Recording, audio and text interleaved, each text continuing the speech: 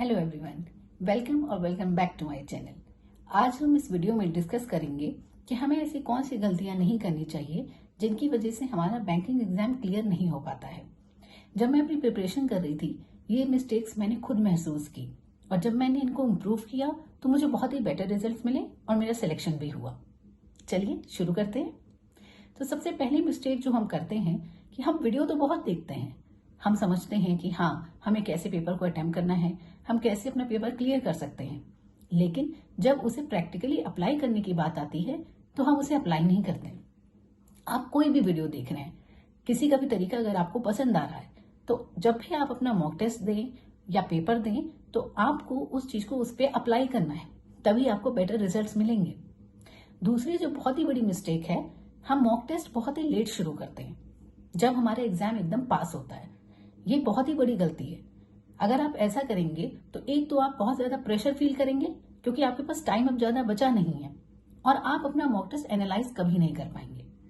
Mock test देने का मतलब ही यही है कि अपनी गलतियों को सुधारना। अगर आप मॉक टेस्ट देते जा रहे हैं लेकिन एनालाइज नहीं कर रहे हैं तो आपको पता ही नहीं चलेगा कि आप ऐसी कौन सी गलतियां हैं जो बार बार कर रहे हैं।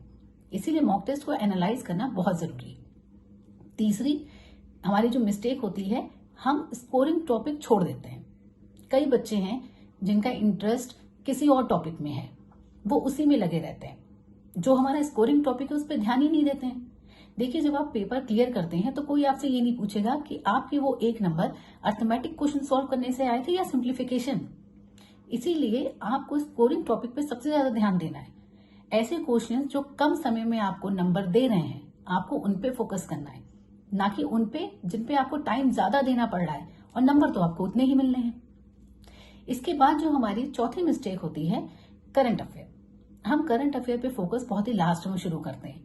देखिए, करंट अफेयर एक ऐसा टॉपिक है जिसके लिए आपको टाइम पहले से देना होगा।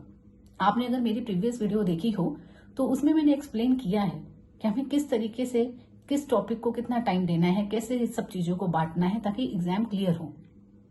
करंट अफेयर अगर आप लास्ट में पढ़ेंगे तो आपको रिवीजन का टाइम नहीं मिलेगा और करंट अफेयर को रिवाइज करना बहुत बहुत जरूरी है। ये मैं बार बार अपनी वीडियो में कहती हूँ।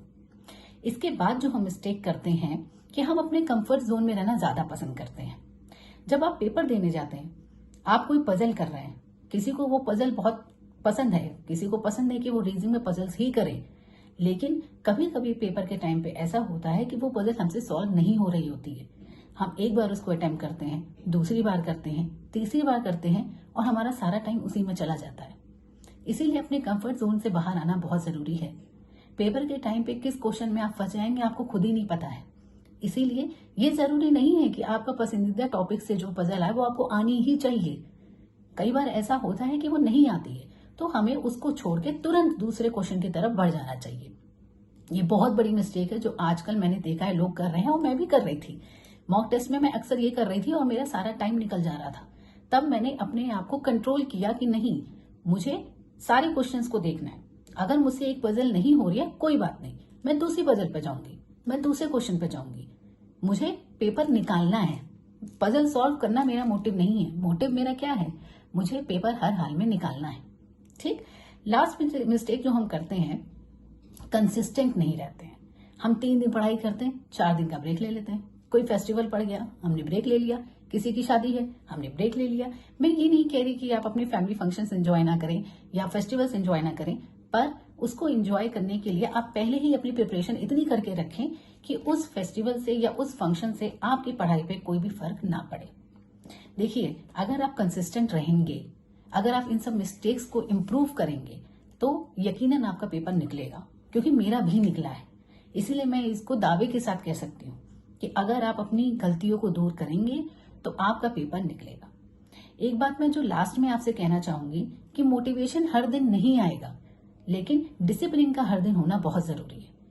अगर आप रोज अपनी पढ़ाई करेंगे, कंसिस्टेंट रहेंगे तो आप पेपर निकाल लेंगे। आप जो भी फील करते हैं, आपके मन में कोई भी क्वेश्चन है, कोई डाउट है, किसी भी चीज को लेके आपसे रिपीटेडली कोई मिस्टेक हो रही है, तो आप मुझे कमेंट सेक्शन में जरूर बताइए। मैं उस पर भी वीडियो बनाऊंगी, मैं आपको जरूर उसका रिप्लाई दूंगी, ताकि जो भी आपकी प्रॉब्लम है वो यहाँ पे हम डिस्कस करें और दूर करें, ताकि आपका पेपर अच्छे से क्लियर हो जाए।